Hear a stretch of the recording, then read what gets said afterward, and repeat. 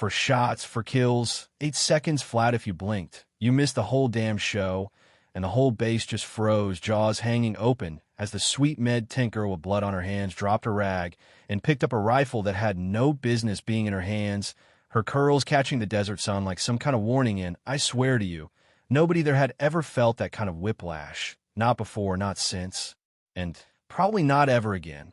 You know what I mean? I was there, I saw it, and let me tell you, 12 hours before all that, nobody would have believed the storm coming their way started with a girl who sorted morphine like she was stacking Lego bricks.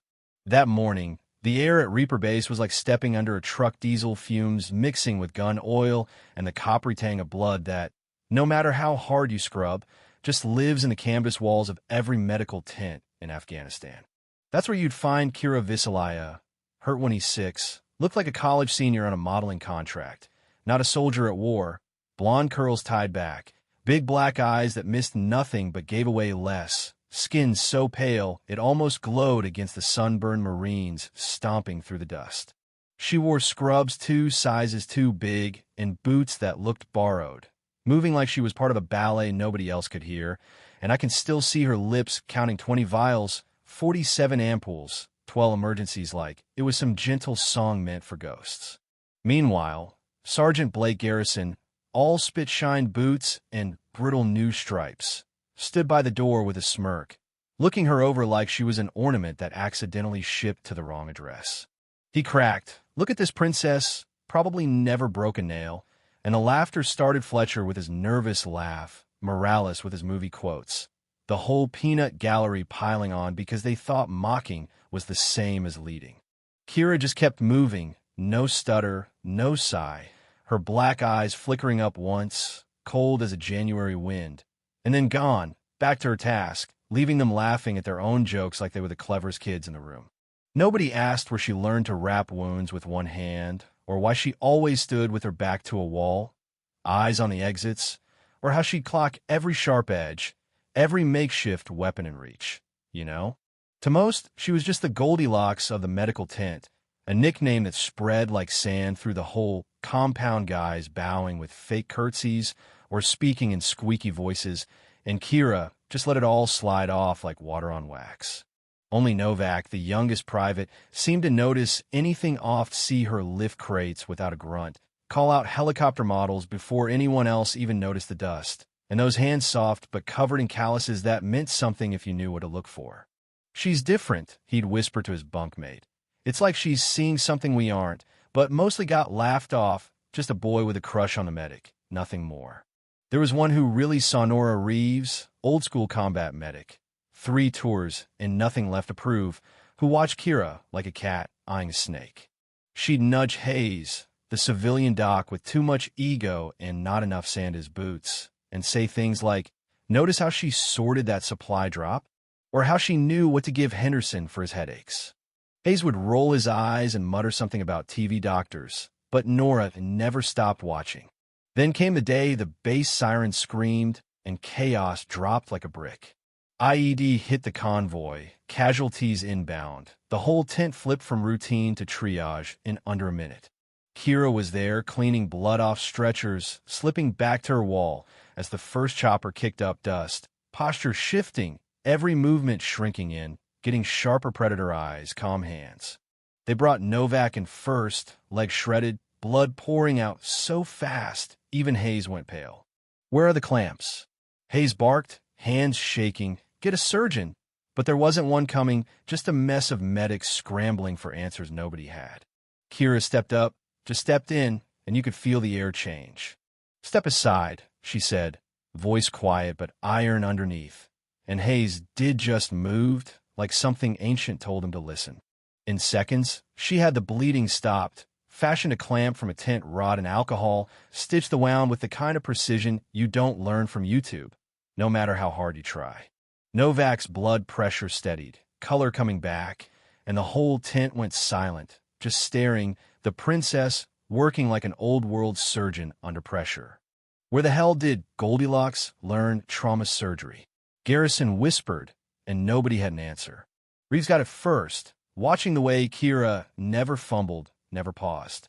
That's not first aid, she muttered. That's advanced field medicine. But Kira just wiped her hands, flashed that musical voice. YouTube has amazing tutorials, she said, deadpan, letting them all chew on the lie.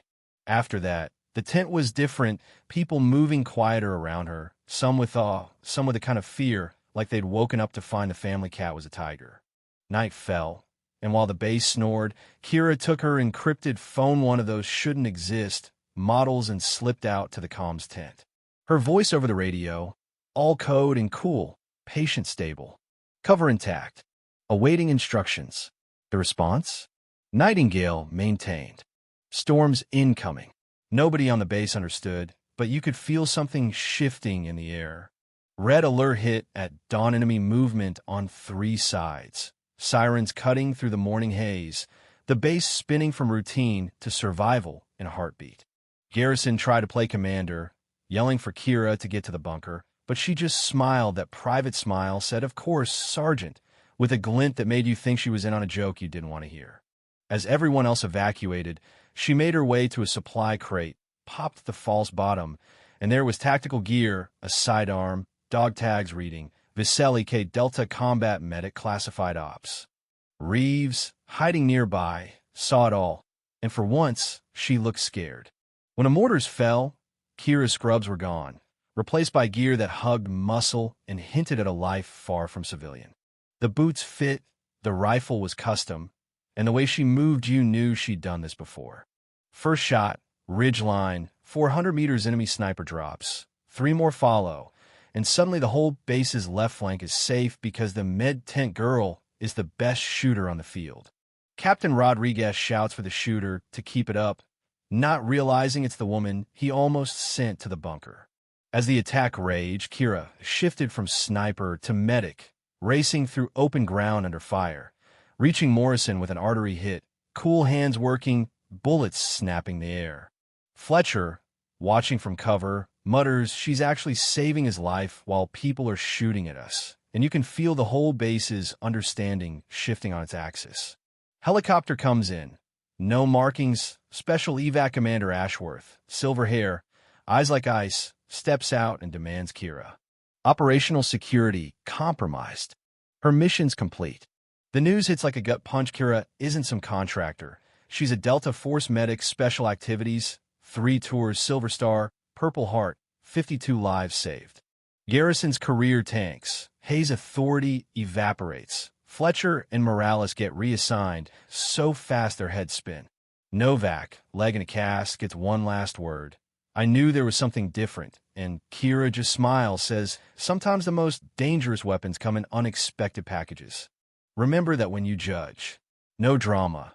No speeches. She just packs her kit and slips out, leaving only a whisper of a legend behind. But here's the kicker. Next morning, every soldier walks past the med tent a little slower. Some with regret, some with respect, all of them changed by the girl with the black eyes and the impossible hands. You ever been wrong about someone? Let's hear it. Share your stories below, because in a world where the quietest voice might be the deadliest, maybe it's time we all paid a little more attention before we judge. Yeah, that's what I saw. That's the story. Now it's your turn. What's your take on justice, first impressions, and the price of underestimating someone who never fit your picture of a hero? Xin chào các bạn, mình là Trinh, mình phụ trách viết content. Trên đây là những công việc của mình, là mình lên mạng xã hội. It is cold, yeah. Next one? Alright. Thank you, man. Hey, if you guys have any trouble, let somebody know. Please. After the tree to hold on to. Yeah, they're